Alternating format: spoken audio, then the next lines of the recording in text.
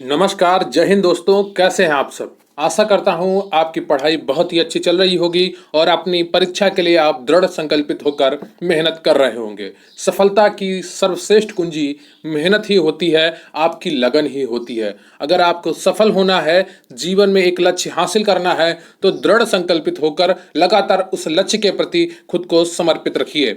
सदैव मन में एक विचार रखिए कि मुझे उस तक कैसे पहुंचना है। तो अगर आपको कोई परीक्षा देनी है, उसके लिए आपको अच्छे से पढ़ाई करनी होगी।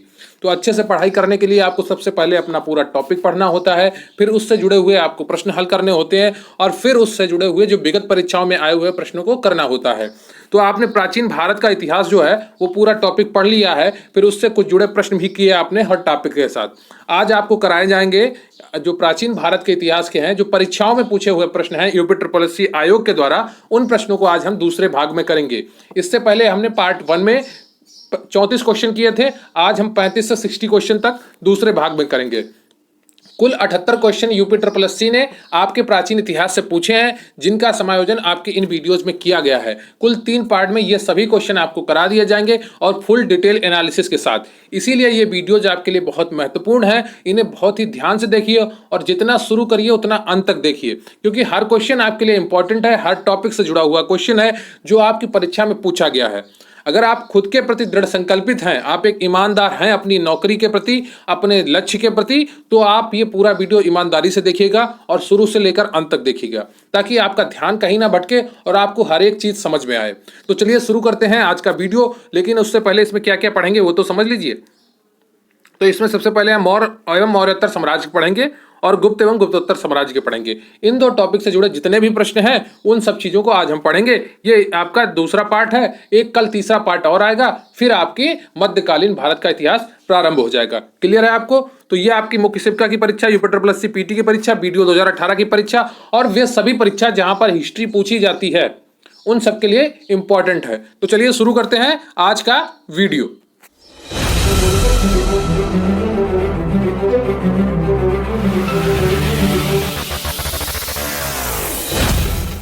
लेकिन उससे पहले मैं आपसे रिक्वेस्ट करूंगा कि आप वीडियो को लाइक कर लें, चैनल पर नए हैं तो चैनल को सब्सक्राइब कर लें। आपके कमेंट बहुत ही महत्वपूर्ण होते हैं हमारे लिए, तो प्लीज़ कमेंट करके ज़रूर बताइएगा कि आपको वीडियो कैसा लगा, और मैं वीडियो के दौरान जो आपसे प्रश्न पूछूं उसका उत्तर भी कमेंट बॉक्स में ज़रूर लिखिएगा।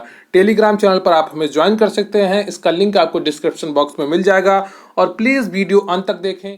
लेकिन उससे पहले मैं आपको एक छोटी सी जानकारी देना चाहता हूँ कि हमारे चैनल पर मुख्य सेविका स्पेशल पीडीएफ बैच चल रहा है, जिससे आप मात्र 450 रुपए में जुड़ सकते हैं। अगर आप अपनी नौकरी के प्रति दृढ़ संकल्पित हैं, आपने सपना देखा है मुख्य सेविका में अपना सिलेक्शन पक्का करने का और आप मेहनत करना चाहते हैं, तो जरूर जुड़िए हमारे साथ मात्र 450 रुपए में मुख्य सेविका गरिमा बैच से। इससे जुड़ने के लिए आपको टेलीग्राम पर QRC हेल्प सर्च करना है और वहां पर आपको कुछ अपना मैसेज छोड़ना है, आपको पूरी जानकारी प्रोवाइड कर दी जाएगी। इसका लिंक भी आपको डिस्क्रिप्शन बॉक्स में मिल जाएगा, वहां से भी आप इस बैच से जुड़ सकते हैं। आपको सभी क्लासेस की पीडीएफ प्रोवाइड कराई जाएंगी, नोट्स की पीडीएफ प्रोवाइड कराई जाएंगी, 10 फुल पेपर जैसे मॉक टेस्ट और उनका सोल्यूशन कराया जाएगा। आपको करंट अफेयर्स की भी पीडीएफ प्रोवाइड कराई जाएंगी। इसके अलावा जितनी भी हमारे चैनल पर टेस्ट सीरीज चलेंगी उनका भी पीडीएफ आपको प्रोवाइड कराया जाएगा, तथा आपके जितने भी सब्जेक्ट होंगे ऑफिशियल सिलेबस में उन सबका कंटेंट आपको मात्र 450 रुपए में प्रोवाइड कराया जाएगा। और तो आपको एक अच्छे तरीके से इन चीज़ों को पढ़ना होगा, जिससे आप एक सफलता हासिल कर सकें। अगर आप वाकई में अपनी नौकरी के प्रति दृढ़ संकल्पित हैं तो इस बैच से जरूर जुड़ें, आपको निश्चित रूप से फायदा मिलेगा, 101% फायदा मिलेगा, ये मेरी गारंटी है। क्लियर है आपको? तो अपनी पढ़ाई के लिए अगर आप ईमानदार हैं और इस नौकरी को पाना चाहते हैं, आपने सपना देखा है कि आप 40-45 हजार की नौकरी करें, तो इस बैच से जरूर जुड़ें। आपका फायदा होगा मात्र 450 रुपए में। टेलीग्राम पर QRC हेल्प सर्च कर लें या लिंक आपको डिस्क्रिप्शन बॉक्स में मिल जाएगा। कमेंट बॉक्स में लिंक मांगेंगे तो वहां भी प्रोवाइड कर दिया जाएगा। क्लियर है आपको? तो चलिए शुरू करते हैं आज का अपना टॉपिक, मौर्य एवं मौर्योत्तर साम्राज्य। क्लियर है आपको? तो हम सबसे पहले मौर्य एवं मौर्योत्तर साम्राज्य से जुड़े हुए प्रश्नों को देखेंगे। यह आपका यूपी ट्रिपल एससी पीटी 2021 की परीक्षा में पूछा हुआ प्रश्न है। जब आपका पीटी पहली बार हुआ था तो प्रश्न क्या था आपका? मौर्यकालीन भारत के विवरण वाली इंडिका के लेखक थे। बताइए, प्रश्न है आपका, एक बार फिर से सुनिए। मौर्यकालीन भारत के विवरण वाली इंडिका के लेखक कौन थे? Option A Megasthenes, B Faxian, C Xuanzang, D इनमें से कोई नहीं। बताइए, मौर्यकालीन भारत के विवरण वाली इंडिका के लेखक थे मेगास्थनीज, फायान, ह्वेनसांग या इनमें से कोई नहीं। Option A B C D में कौन सा आपका सही हो जाएगा? तो इसका सही उत्तर है आपका 35 का ए। जो मौर्यकालीन भारत की विवरण वाली इंडिका है उसे मेगास्थनीज ने लिखा था। यूपी पीटी 2021 में पूछा हुआ प्रश्न है आपका, तो ए ऑप्शन आपका बिल्कुल सही हो जाता है। तो मौर्यकालीन भारत के विवरण वाली इंडिका के लेखक मेगास्थनीज है। तो हम देख लेते हैं कौन कौन विदेशी यात्री भारत में आए जो इंपॉर्टेंट है, अक्सर आपकी परीक्षाओं में पूछे जाते हैं। मेगास्थनीज आए थे आपके सबसे पहले 304 से 299 ईसा पूर्व, चंद्रगुप्त मौर्य के समय आए थे। ठीक है, 4 साल रहे थे भारत में और इन्होंने इंडिका की रचना की थी। किसकी? इंडिका की रचना की थी। किसने? मेगास्थनीज ने 304 से 299 ईसा पूर्व आए थे चंद्रगुप्त मौर्य के शासनकाल में। कई बार आपका राजा का नाम पूछ लेता है किसके शासनकाल में आए थे, तो राजा का नाम भी आपको याद रखना है। ये समय वर्ष आपके लिए उतना इंपॉर्टेंट नहीं है, पर राजा का नाम और इनके द्वारा लिखी गई पुस्तक आपके लिए इंपॉर्टेंट है। तो मौर्यकालीन भारत की विवरण वाली इंडिका के लेखक मेगास्थनीज है। मेगास्थनीज 304 से 299 ईसा पूर्व चंद्रगुप्त मौर्य के शासनकाल में आया था। इसकी रचना क्या है? इंडिका है। क्लियर है आपको? आपका अगला है फायान। ये कब आया था? 399 से 414 ईसा पूर्व, लगभग 100 वर्ष बाद, है ना। तो चंद्रगुप्त मौर्य विक्रमादित्य, मेगास्थनीज के लगभग 100 वर्ष बाद आया फायान।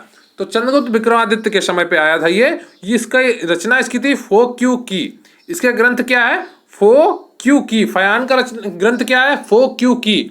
आप एक बार बोल लिया करिए मेरे साथ, तो आपको बहुत ही जल्दी याद हो जाएगा। देखिए एक बार बोलिए, फायान कब आया? 399 से 414 ईस्वी में, और फिर चंद्रगुप्त विक्रमादित्य के समय पे आया है। ठीक है, फो क्यू की इसकी रचना थी। ह्वेनसांग कब आया?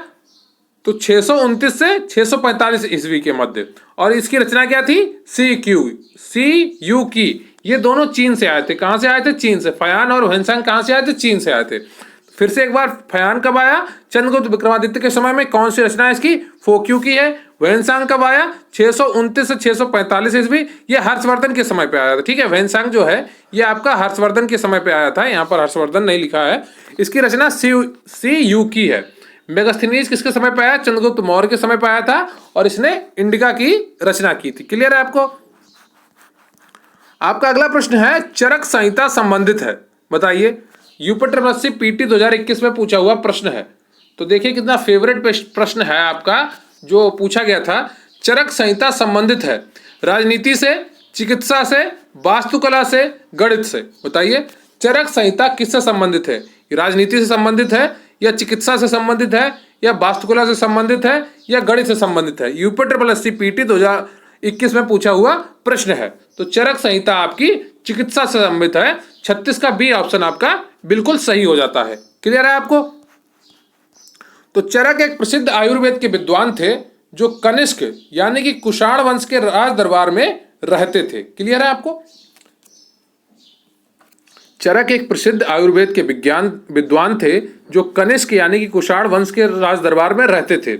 इनकी प्रसिद्ध रचना चरक संहिता है। इसमें रोगनाशक एवं रोग निरोधक औषधियों का उल्लेख है।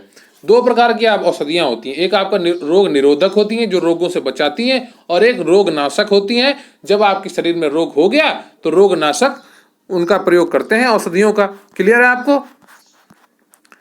अगला है आपका मौर्य अर्थव्यवस्था के मुख्य रूप से किस पर निर्भर है? बताइए, मौर्य अर्थव्यवस्था मुख्य रूप से किस पर निर्भर है? कृषि अर्थव्यवस्था पर, व्यापार आधारित अर्थव्यवस्था पर, उद्योग आधारित अर्थव्यवस्था पर, या युद्ध आधारित अर्थव्यवस्था पर? यूपी होम्योपैथिक फार्मासिस्ट परीक्षा में पूछा हुआ प्रश्न है।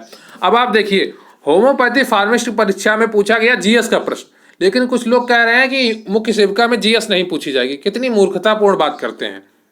जब होम्योपैथिक फार्मासिस्ट की पेपर में पूछ सकते हैं जीएस, जिसमें सिर्फ होम्योपैथी की डिग्री ही चाहिए थी, है फार्मासिस्ट की डिग्री ही चाहिए थी मेडिकल की, उसमें जीएस पूछा जा सकता है। जब आपका सब्जेक्ट ही जीएस से जुड़े हुए हैं, सोशियोलॉजी ये सब, तो आपसे क्यों नहीं पूछा जाएगा?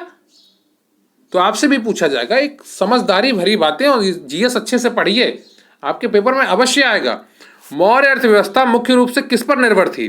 कृषि अर्थव्यवस्था पर, व्यापार आधारित अर्थव्यवस्था पर, या उद्योग आधारित अर्थव्यवस्था पर, या युद्ध आधारित अर्थव्यवस्था पर? बताइए इसका कौन सा उत्तर आपका सही हो जाएगा? तो 37 का आपका सही हो जाएगा ए, कृषि आधारित अर्थव्यवस्था पर मौर्य अर्थव्यवस्था निर्भर थी। क्लियर है आपको? तो मौर्य अर्थव्यवस्था मुख्य रूप से कृषि अर्थव्यवस्था पर निर्भर थी। क्लियर है? किस पर निर्भर थी? कृषि अर्थव्यवस्था पर। आर्थिक दृष्टि से मौर्य काल को बहुमुखी प्रगति का युग कह सकते हैं। इस काल में न केवल कृषि उत्पादन में वृद्धि हुई, बल्कि उद्योग, पशुपालन, व्यवसाय, खनिज उत्खनन एवं व्यापार में भी अति प्रगति हुई। आर्थिक अर्थव्यवस्था का आधार कृषि ही था। धीरे धीरे व्यापार का महत्व बढ़ने लगा।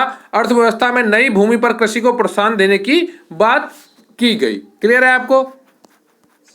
अगला प्रश्न है आपका, अशोक के प्रधान शिलालेखों में सबसे बड़ा शिलालेख कौन सा है? बताइए अशोक के प्रधान शिलालेखों में से सबसे बड़ा शिलालेख कौन सा है? लोअर द्वितीय परीक्षा 2016 में पूछा हुआ प्रश्न है। 11वां है, या 12वां, या 13वां, या 14वां है? एबीसीडी में कौन सा ऑप्शन आपका सही हो जाएगा? तो इसका सही उत्तर है आपका 38 का 13वां। ठीक है, तो 13वां शिलालेख था 38 का सी। प्रधान शिलालेखों में सबसे बड़ा शिलालेख है किसके? अशोक के। तो अशोक के प्रधान शिलालेखों में 13वां शिलालेख सबसे बड़ा है, जिसमें अशोक के शासन के 8वें वर्ष होने पर होने वाले कलिंग युद्ध का वर्णन मिलता है। 13वें शिलालेख में किसका वर्णन मिलता है? कलिंग युद्ध का। क्लियर है आपको? तो अगर आपसे प्रश्न पूछ लिया कलिंग युद्ध का वर्णन किस शिलालेख में मिलता है अशोक के, तो 13वें शिलालेख में। आपका अगला प्रश्न है, अशोक के आक्रमण के दौरान कलिंग पूर्वी प्रांत की राजधानी कौन सी थी? बताइए अशोक के आक्रमण के समय कलिंग की राजधानी क्या थी? Option A Takshashila, B Pataliputra, C Ujjain, D Tosali. राजस्व लेखपाल परीक्षा 2015 में पूछा हुआ प्रश्न है आपका। तो अशोक के आक्रमण के समय दौरान कलिंग की राजधानी कौन सी थी? 39 का ऑप्शन आपका डी सही हो जाएगा, तोसाली थी। क्लियर है आपको? क्या थी? तोसाली थी। अशोक के आक्रमण के दौरान कलिंग की राजधानी तोसाली थी। अशोक ने अपने राज्याभिषेक के 8 वर्ष बाद अर्थात 9वें वर्ष में 261 ईसा पूर्व में कलिंग पर विजय प्राप्त की। तो कलिंग युद्ध कब हुआ था? 261 ईसा पूर्व हुआ था। ठीक है, अशोक ने अपने राज्याभिषेक के 8वें वर्ष बाद ही अर्थात 9वें वर्ष में 261 ईसा पूर्व कलिंग पर विजय प्राप्त की। इसका उल्लेख उसके 13वें शिलालेख में मिलता है। इसी युद्ध के बाद अशोक ने धम्म विजय की नीति अपनाई थी, धर्म को अपना लिया था। ठीक है, क्लियर है आपको? आपका अगला प्रश्न है, देव नाम प्रिय नामक नाम किसे दिया गया था? बताइए देव नाम प्रिय किसे दिया गया था? हर्ष को दिया गया था, अशोक को दिया गया था, कनिष्क को दिया गया था, चंद्रगुप्त मौर्य को दिया गया था? यूडीएलडी परीक्षा 2015 में पूछा प्रश्न है, देव नाम प्रिय किसे दिया गया था? हर्ष को, अशोक को, कनिष्क को, चंद्रगुप्त को? तो इसका सही उत्तर हो जाएगा आपका 40 का बी, अशोक को। क्लियर है? अशोक को दिया गया था देव नाम प्रिय। अशोक को उसके अभिलेखों में देव नाम प्रिय संबोधित किया गया है। बाबू अभिलेख में अशोक को प्रियदर्शी, जबकि मास्की में बुद्ध शाक्य कहा गया है। मास्की गुर्जरा, नत्तुर और उड़े गोलम अभिलेख में उसका नाम अशोक मिलता है। ठीक है, और रुद्र दामन के जूनागढ़ अभिलेख में अशोक का नाम अशोक ही उल्लेखित है। ठीक है, तो रुद्र दामन के जूनागढ़ अभिलेख में भी अशोक का उल्लेख मिलता है। क्लियर है आपको? अगला प्रश्न है आपका 41वां, निम्नलिखित किनके बीच तक्षशिला शहर स्थित था? बताइए, ये क्वेश्चन भी आपके लिए इंपॉर्टेंट है। निम्नलिखित में किनके बीच तक्षशिला शहर स्थित था? तो ये आपका कौन सी परीक्षा में? यूडीए परीक्षा 2015 में पूछा हुआ प्रश्न है। बताइए 41 का कौन सा ऑप्शन आपका सही हो जाएगा? सिंधु और झेलम, या झेलम और चेनाब, या चेनाब और रावी, या रावी और ब्यास? बताइए इनमें से कौन सा ऑप्शन आपका बिल्कुल सही है? तो निम्नलिखित किनके बीच तक्षशिला शहर स्थित था? तो उसका सही उत्तर हो जाएगा आपका 41 का ए, सिंधु और झेलम के बीच तक्षशिला शहर स्थित था। क्लियर है आपको? तो तक्षशिला शहर सिंधु तथा झेलम नदी के बीच स्थित है। तक्षशिला पाकिस्तान के रावलपिंडी जिले में स्थित है। तक्षशिला प्राचीन काल में गांधार राज्य की राजधानी थी। रामायण के अनुसार भरत ने अपने पुत्र तक्ष के नाम पर तक्षशिला रखा। तो भरत ने अपने पुत्र के नाम पर तक्षशिला रखा था। तक्षशिला प्राचीन काल से शिक्षा के लिए विश्वविख्यात रहा है या प्रख्यात रहा है। यहीं पर तक्षशिला विश्वविद्यालय स्थित था। क्लियर है आपको? यहीं पर क्या तक्षशिला विश्वविद्यालय स्थित था।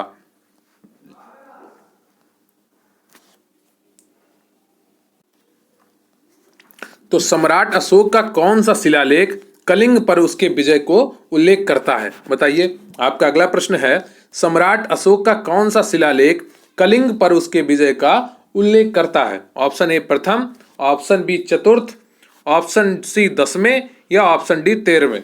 यह प्रश्न भी मैंने अभी जस्ट आपके ऊपर कराया है, ग्राम विकास अधिकारी परीक्षा 2018 में पूछा हुआ प्रश्न है। तो 42वें का सही उत्तर हो जाएगा आपका 13वां शिलालेख। क्लियर है?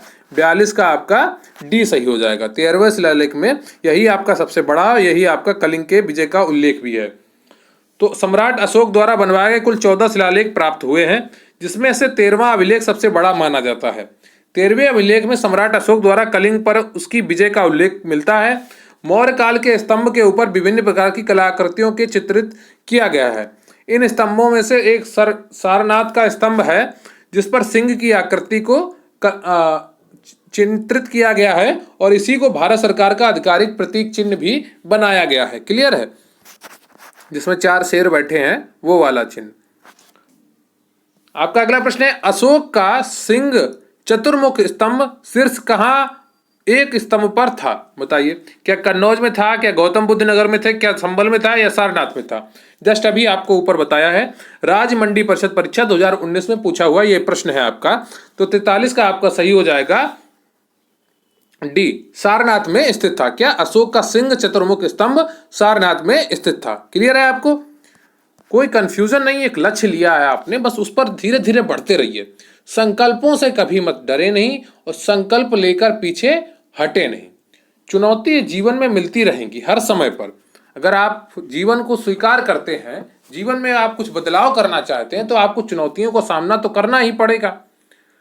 अगर आप बदलना नहीं चाहते कुछ, तो आपकी जिंदगी बड़ी आसान रहेगी, आपको कहीं पर भी कोई फर्क नहीं पड़ेगा, कोई समस्या नहीं आएगी, आप बस लगातार चलते चले जाएंगे। अशोक का सिंह चतुर्मुख स्तंभ शीर्ष सारनाथ से लिया गया है। इस स्तंभ में 4 सिंह पीठ से पीठ सटाए बैठे हैं। इसे ही भारत सरकार ने राष्ट्रीय चिन्ह के रूप में स्वीकार किया है। क्लियर है आपको?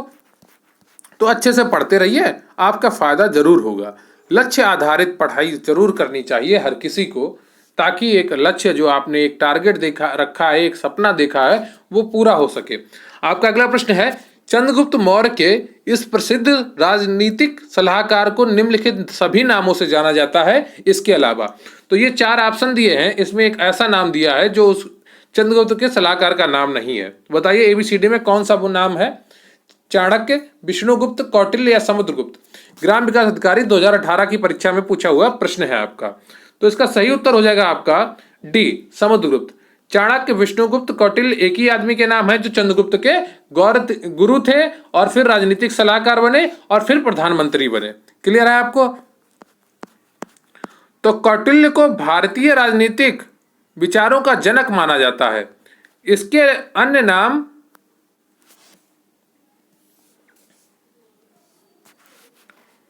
विष्णुगुप्त और चाणक्य हैं। इसके विश्व प्रसिद्ध पुस्तक अर्थशास्त्र की रचना की थी। तो चाणक्य ने कौन सी पुस्तक लिखी थी? अर्थशास्त्र की रचना की थी। यह किस पर आधारित है? राजनीति पर आधारित है। मौर्य वंश के स्थापना में चाणक्य का महत्वपूर्ण योगदान है, जबकि समुद्रगुप्त साम्राज्य का महान सम्राट था। गुप्त साम्राज्य का महान सम्राट कौन था?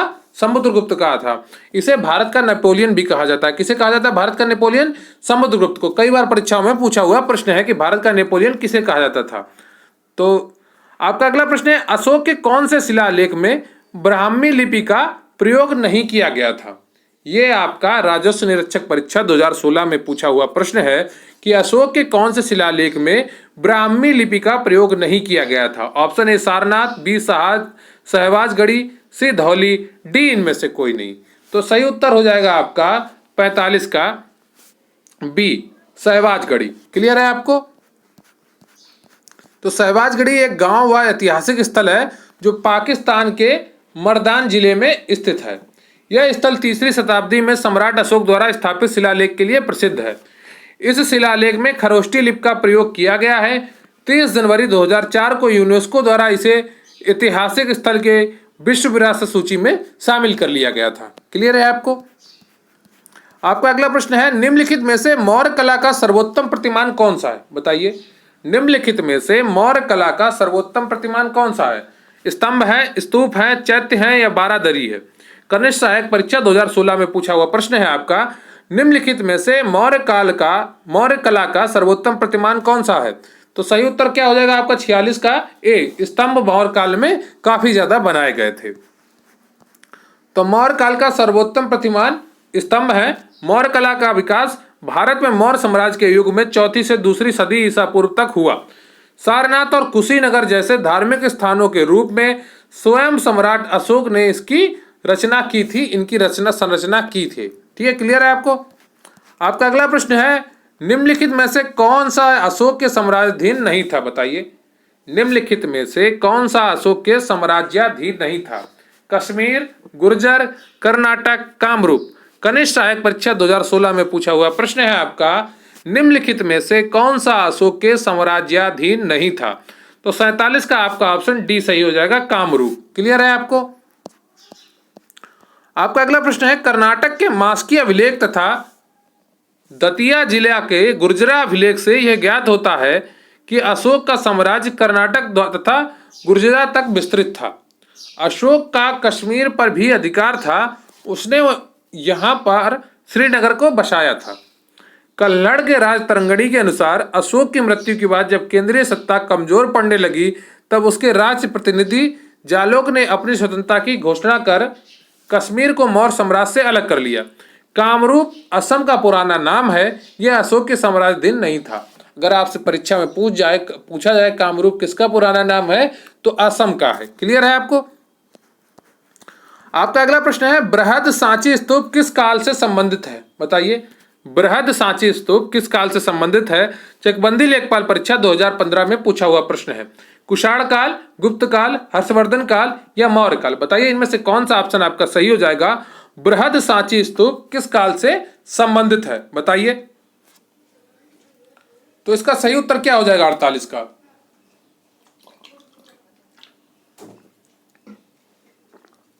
तो 48 का सही उत्तर हो जाएगा आपका डी, मौर्य काल से। क्लियर है आपको? तो बृहद सांची स्तूप मौर्य काल से संबंधित है। आपका डी ऑप्शन बिल्कुल सही हो जाता है। बृहद सांची स्तूप का निर्माण सम्राट अशोक ने करवाया था। इसका निर्माण 300 ईसा पूर्व में हुआ। सांची मध्य प्रदेश की राजधानी भोपाल के निकट रायसेन जिला में स्थित है। यह अर्धवृत्त कटोरे की आकृति का बना है। क्लियर है आपको? बस क्लियर रखिए एक एक पॉइंट और लगातार निरंतर पढ़ाई करते रहिए, अवश्य आपको सफलता मिलेगी, सफलता आपके कदम चूमेगी। आपका अगला प्रश्न है, योग दर्शन के प्रवर्तक कौन थे?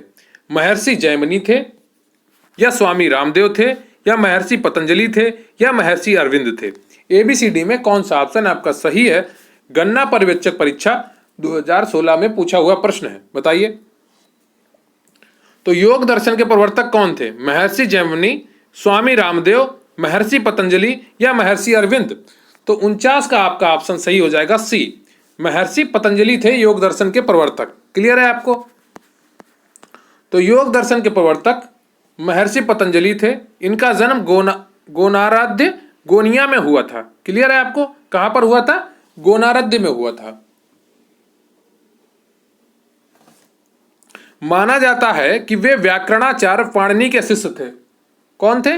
व्याकरणाचार्य पाणिनि के शिष्य थे। भारत दर्शन साहित्य में महर्षि पतंजलि के लिखे हुए 3 ग्रंथ मिलते हैं, योग सूत्र, महाभाष्य, आयुर्वेद पर ग्रंथ। तो बताइए, महर्षि पतंजलि ने कौन कौन से ग्रंथ लिखे हैं? योग सूत्र, महाभाष्य। तो इसमें महाभाष्य आपका मोस्ट इंपॉर्टेंट है, इसे आप याद रखिएगा, योग सूत्र भी आप याद रखिएगा। क्लियर है आपको? तो अगला प्रश्न है आपका 50वां। ये थोड़ा बड़ा प्रश्न है, थोड़ा ध्यान से देखिएगा और अच्छे से इसको करने की कोशिश करिएगा। प्रश्न है आपका, दी गई जानकारी से राजवंश की पहचान करें। क्लियर है आपको? तो जो नीचे लाइन लिखी है उससे आपको राजवंश की पहचान करनी है। समझ रहे हैं आप मैं क्या कह रहा हूं आपसे? तो जो आपका नीचे क्वेश्चन लिखा गया है उतनी जानकारी से आपको राजवंश की पहचान करनी है। ऐसे प्रश्न भी कई बार परीक्षाओं में पूछे जाते हैं, तो हर चीज आपको ध्यान से पढ़नी चाहिए, टॉपिक वाइज और क्वेश्चन वाइज दोनों तरीके से। पुष्यमित्र ने इस वंश की स्थापना की। उनके प्रभुत्व दक्षिण में नर्मदा नदी के तट पर नदी तक फैले थे और पाटलिपुत्र, अयोध्या और विदिशा के शहर शामिल थे। उन्होंने 2 अश्वमेध बलिदान किए। उन्होंने बैक्ट्रियन राजा डेमेट्रियस को भी हराया था। यह राजवंश का 5वां राजा भागभद्र था। पतंजलि के लिए ये गौरव ग्रंथ महाभाष्य इस समय के दौरान लिखे गए थे। तो पतंजलि के गौरव ग्रंथ महाभाष्य भी इसी दौरान लिखे गए थे। तो आपका ऑप्शन है कण्व वंश, बी दास वंश, सी राजा चोल वंश और डी आपका है शुंग राजवंश। ग्राम विकास अधिकारी परीक्षा 2018 में पूछा हुआ प्रश्न है। तो तब ये ग्राम विकास अधिकारी की परीक्षा इंटर लेवल की परीक्षा होती है और आपकी ग्रेजुएशन लेवल की परीक्षा है। तो प्रश्न आपके में भी कठिन आएंगे थोड़े, आप अच्छे से तैयारी करिए। कण्व राजवंश, दास राजवंश, चोल राजवंश या डी शुंग राजवंश, बताइए कौन सा ऑप्शन आपका सही हो जाता है। तो इसका सही उत्तर हो जाएगा आपका 50 का डी शुंग राजवंश था। कौन सा राजवंश था? शुंग राजवंश था। क्लियर है आपको? डी ऑप्शन बिल्कुल सही है इसका। मौर्य वंश के अंतिम राजा बृहद्रथ को उसके सेनापति पुष्यमित्र ने हत्या कर शुंग वंश की स्थापना की। ठीक है, मौर्य वंश का जो अंतिम राजा बृहद्रथ था उसके सेनापति पुष्यमित्र ने हत्या कर शुंग वंश की स्थापना की थी।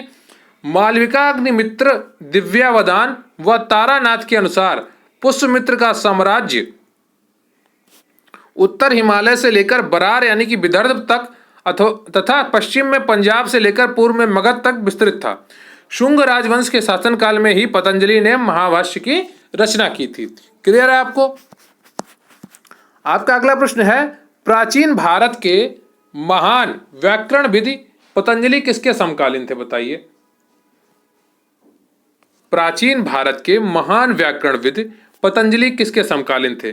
चंद्रगुप्त मौर्य, अशोक, पुष्यमित्र शंगु या वसुमित्र? लोअर प्रथम परीक्षा 2016 में आपका पूछा हुआ प्रश्न है।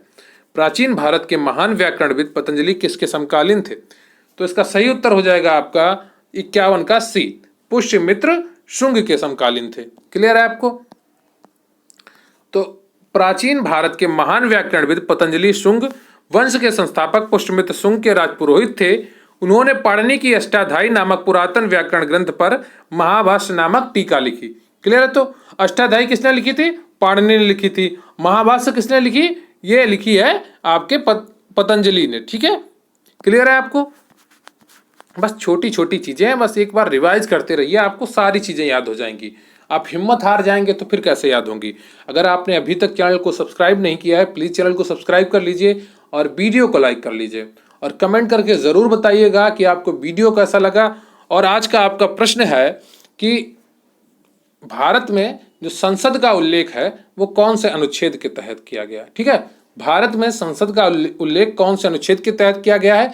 आपको संसद का अनुच्छेद बताना है, लोकसभा का अनुच्छेद बताना है और राज्यसभा का अनुच्छेद बताना है। तीनों अनुच्छेद आपको बताने हैं कि इस भारत में भारतीय संविधान में संसद का उल्लेख कौन से अनुच्छेद में किया गया है। संसद का अनुच्छेद, लोकसभा का अनुच्छेद और राज्यसभा का अनुच्छेद, ये तीनों उत्तर आपको आज लिखने हैं। फिर आपको अगला प्रश्न ये पढ़ते हैं 52वां।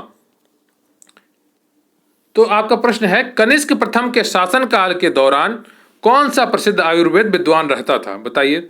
कनिष्क प्रथम के शासनकाल के दौरान कौन सा प्रसिद्ध आयुर्वेद विद्वान रहता था? ए पाराशर, बी सुश्रुत, सी चरक या डी धन्वंतरी? ग्राम विकास अधिकारी परीक्षा 2018 में पूछा हुआ प्रश्न है आपका।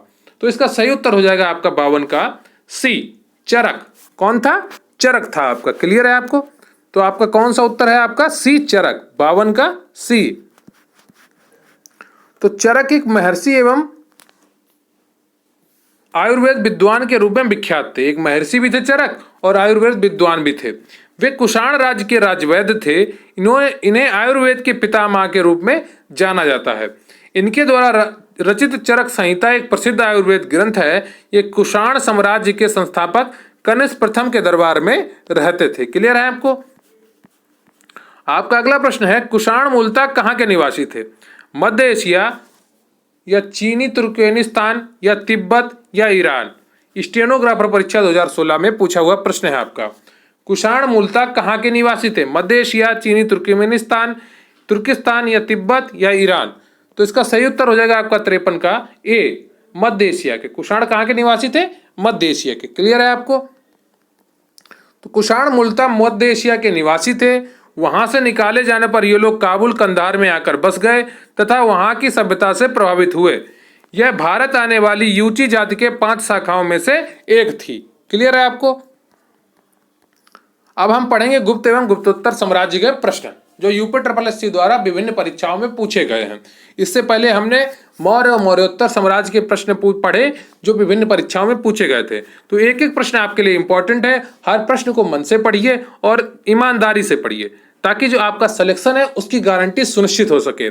तो आप पढ़ेंगे गुप्त एवं गुप्तोत्तर साम्राज्य। मैं एक बार फिर से आपसे रिक्वेस्ट करूंगा, अगर आपने अभी तक चैनल को सब्सक्राइब नहीं किया है प्लीज सब्सक्राइब कर लीजिए और वीडियो को लाइक कर लीजिए। आज का आपका प्रश्न है कि भारतीय संविधान में संसद का वर्णन किस अनुच्छेद में है, लोकसभा का वर्णन किस अनुच्छेद में है और राज्यसभा का वर्णन किस अनुच्छेद में है। उन तीनों अनुच्छेदों के नाम बाकायदा लिखकर संसद का अनुच्छेद सामने, राज्यसभा का अनुच्छेद सामने, फिर लोकसभा का अनुच्छेद सामने, इस तरह से आप पूरा डिटेल में आंसर देंगे। भारतीय इतिहास में धन्वंतरी कौन थे? प्रश्न है आपका, भारतीय इतिहास में धन्वंतरी कौन थे? यूपी SSC पीटी परीक्षा 2021 में पूछा हुआ प्रश्न है। तो चंद्रगुप्त मौर्य के प्रसिद्ध सेनापति थे, या चंद्रगुप्त विक्रमादित्य सभा को सुपोषित करने वाले प्रसिद्ध चिकित्सक थे, या हर्ष के समय प्रसिद्ध नाटककार थे, या इनमें से कोई नहीं। अगर आपने अच्छे से प्राचीन इतिहास पढ़ा है तो आपको ये उत्तर आता होगा।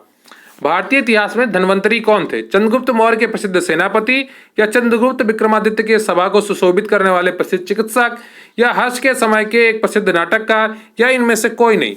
तो 54 का आपका ऑप्शन सही हो जाएगा बी, चंद्रगुप्त विक्रमादित्य की सभा को सुशोभित करने वाले प्रसिद्ध चिकित्सक थे कौन? धन्वंतरी। क्लियर है आपको? तो बी ऑप्शन आपका बिल्कुल सही है।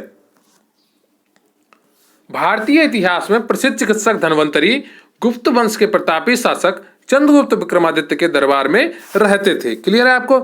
ये शल्य क्रिया के प्रवर्तक एवं प्रसिद्ध आयुर्वेदाचार्य थे। चंद्रगुप्त विक्रमादित्य के दरबार में नवरत्नों में से एक धन्वंतरी थे।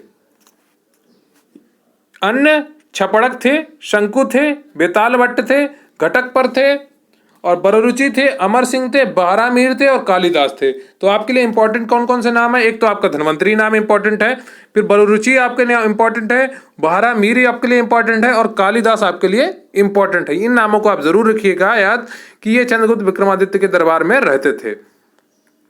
विक्रम संवत प्रारंभ हुआ, बताइए विक्रम संवत कब प्रारंभ हुआ? 57 ईसा पूर्व, 78 ईसा पूर्व, या 57 ईस्वी में, या 78 ईस्वी में? जूनियर इंजीनियर परीक्षा तकनीकी 2016 में पूछा हुआ प्रश्न है आपका, विक्रम संवत कब प्रारंभ हुआ? तो उसका सही उत्तर है आपका ए ऑप्शन, 57 ईसा पूर्व में प्रारंभ हुआ था। मैं आपको उसका उत्तर बताना ही भूल गया था। तो विक्रम संवत आपका प्रारंभ हुआ था 57 ईसा पूर्व। 55 का ए ऑप्शन बिल्कुल सही हो जाता है। ठीक है, क्लियर है? 57 ईसा पूर्व विक्रम संवत आपका प्रारंभ हुआ था। विक्रम संवत आपका अत्यंत प्राचीन संवत है। विक्रम संवत के प्रेरणा स्रोत सम्राट विक्रमादित्य को माना जाता है, जिन्होंने लगभग 57 ईसा पूर्व विक्रम संवत को प्रारंभ किया था। क्लियर है आपको? तो विक्रम संवत आपका कब प्रारंभ हुआ? 57 ईसा पूर्व में प्रारंभ हुआ। प्रणेता कौन थे? विक्रमादित्य। और फिर शक संवत आपका 78 ईस्वी में प्रारंभ हुआ। इसके प्रणेता कौन थे? कनिष्क थे। फिर हिजरी संवत आपका 622 ईस्वी में प्रारंभ हुआ और इसके प्रणेता कौन थे? मुहम्मद साहब थे। क्लियर है आपको? आपका अगला प्रश्न है, खगोलविद बारामीर और कवि कालिदास किसके दरबार का हिस्सा थे? बताइए, खगोलविद बारामीर और कवि कालिदास किसके दरबार का हिस्सा थे? विक्रमादित्य, बिंबिसार, बिंदुसार, पृथ्वीराज चौहान। ब्रह्म प्रशिक्षक परीक्षा 2018 में पूछा हुआ प्रश्न है आपका। तो खगोलविद बारामीर और कवि कालिदास किसके दरबार का हिस्सा थे? बताइए, अभी मैंने आपको बताया पहले 56 का ए विक्रमादित्य के दरबार के हिस्सा थे। क्लियर है आपको? चंद्रगुप्त विक्रमादित्य। ऑप्शन ए आपका बिल्कुल सही है, जिसे चंद्रगुप्त द्वितीय भी कहा जाता है। खगोलविद बारामीर और कवि कालिदास चंद्रगुप्त द्वितीय यानी कि 375 से 415 ईस्वी के शासनकाल में प्रमुख कवि थे। समुद्रगुप्त का उत्तराधिकारी चंद्रगुप्त द्वितीय था। चंद्रगुप्त द्वितीय का अन्य नाम देवगुप्त, देवराज, देवश्री तथा उपाधियां विक्रमांक, विक्रमादित्य, परम भागवत थी। अगर आपसे प्रश्न पूछा जाए कि परम भागवत उपाधि किसने हासिल धारण की थी, तो समुद्रगुप्त ने धारण की थी। ठीक है, द्वितीय चंद्रगुप्त द्वितीय ने धारण की थी, सॉरी चंद्रगुप्त द्वितीय ने धारण की थी। चंद्रगुप्त के दरबार में 9 विद्वानों की मंडली रहती थी, जिसे हम नवरत्न कहते हैं। कालिदास, धन्वंतरी, छपड़क, अमर सिंह, शंकु, बेताल भट्ट, घटकपर और बारामीर और वरुरुचि ये कहाँ रहते थे? चंद्रगुप्त द्वितीय विक्रमादित्य के दरबार में। आपका अगला प्रश्न है,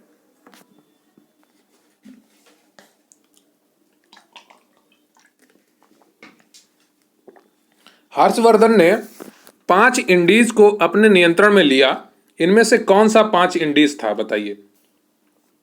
जो 5 शहर थे या राज्य थे जिन्हें हर्षवर्धन ने अपने अंडर में लिया वो कौन थे? तो हर्षवर्धन ने 5 इंडीज को अपने नियंत्रण में लिया, वो कौन थे?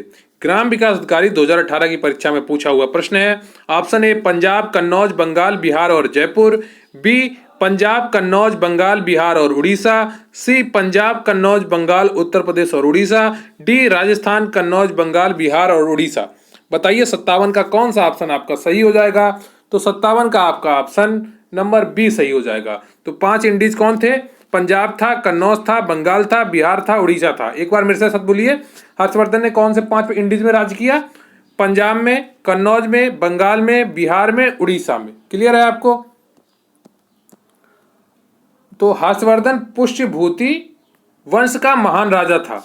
इसने 606 ईस्वी से 647 ईस्वी तक शासन किया, लगभग 41 साल। इसका नियंत्रण 5 इंडीज पंजाब, कन्नौज, बंगाल, बिहार, मिथिला और उड़ीसा तक था। बिहार में मिथिला तक, ठीक है। हर्षवर्धन ने कन्नौज को अपनी राजधानी बनाया। यह एक अच्छा नाटककार और कवि था। इसने नागानंद, रत्नावली और प्रियदर्शिका नामक नाटक की रचना की। हर्षवर्धन ने कौन कौन से नाटक की रचना की? नागानंद, रत्नावली और प्रियदर्शिका।